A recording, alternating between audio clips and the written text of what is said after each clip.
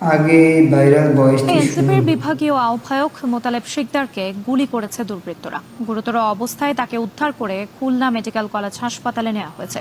এ নিয়ে আরো জানাতে ঘটনাস্থল থেকে যুক্ত হচ্ছেন রামিম চৌধুরী। রামিম, গুলিবিদ্ধ মোতালেবের অবস্থা এখন কেমন? এই ঘটনায় কাউকে আটক করা হয়েছে কিনা?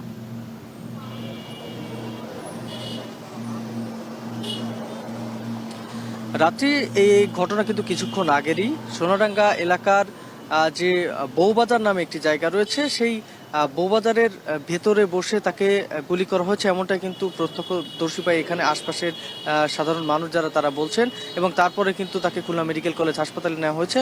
আমি যে জায়গাটিতে দাঁড়িয়ে আছি, এই বাজারের ঠিক সামনেই কিন্তু এই যে যে শ্রমিক নেতা তাকে যাকে গুলি করা হয়েছে তার সেই গাড়িটি কিন্তু এখানে পড়ে রয়েছে। এখানে কিছুক্ষণ আগে আমরা দেখছিলাম পুলিশ কর্মকর্তারা এবং সাধারণ উৎসুক জনতারা তারা কিন্তু এখানে রয়েছেন এবং এখানে তারা এসে পর্যবেক্ষণ করছেন, এই গাড়িটি পর্যবেক্ষণ করছিলেন। এখানে কিছুক্ষণ আগে প্রায় 11:30টার পরপরই কিন্তু তাকে গুলি করা হয়েছে এবং গুলি করার পরপরই তাকে খুলনা মেডিকেল কলেজ হাসপাতালে নিয়ে যাওয়া হয়। সেখানে তিনি এখন চিকিৎসাধীন অবস্থায় রয়েছেন।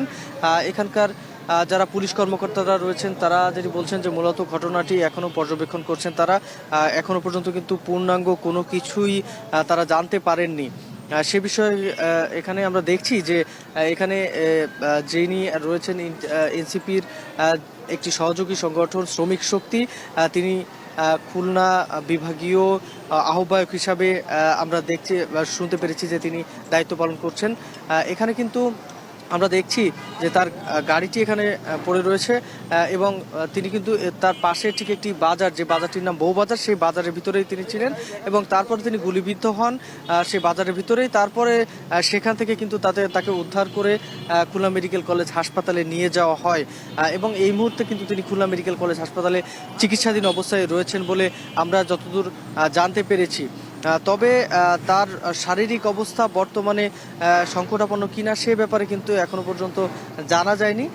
এখানে আমরা দেখছি যে সাধারণ উৎসুক জনতারা যারা রয়েছেন তারা কিন্তু এখানে এসেছেন এবং তারা দেখছেন যে মূলত কি পরিস্থিতি। এখানে আমরা দেখেছি কিছুক্ষণ আগেই পুলিশের ঊর্ধ্বতন কর্মকর্তারা এখানেই ছিলেন এবং এসে চারপাশের যে বিষয়গুলো সেগুলো পর্যবেক্ষণ করছিলেন। তো সব মিলিয়ে বলে চলে যে এই যে শ্রমিক শক্তির যে নেতাকে গুলি করা হয়েছে তিনি এখন খুলনা মেডিকেল কলেজ হাসপাতালে চিকিৎসাধীন অবস্থায়